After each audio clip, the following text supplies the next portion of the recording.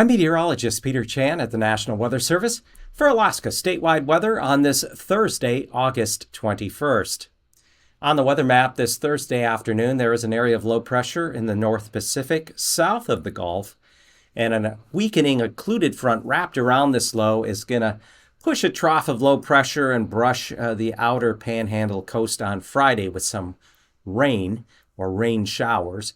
Be a little stronger winds the further you get out into the Gulf.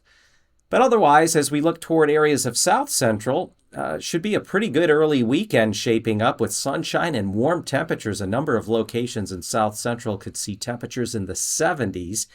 Meanwhile, there's a stalled out front along the Brooks Range north slope where there is some colder air up along the Arctic coast. But as we look to the west in the Bering Sea, an area of low pressure pushing across the western Bering with a warm front that'll push through St. Lawrence Island and the YK deltas Friday night and Saturday morning. This system will bring some moderate to locally heavy rain and some gusty winds. And this is going to be a wet system, and there's going to be a moisture feed, an atmospheric river coming in from the North Pacific across the Bering and into the western portion of the state that'll spread across the interior through the course of the weekend.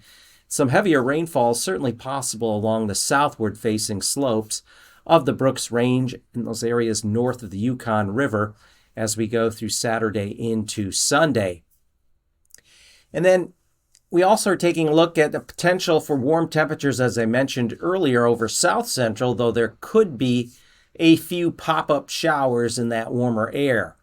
And of note, fire danger has really come down across much of the state. Fire season is essentially over for most of Alaska. There still could be a few small fires, but there's really not the dryness and fuels to carry those fires like there were given the rain that has occurred and the rain that is coming.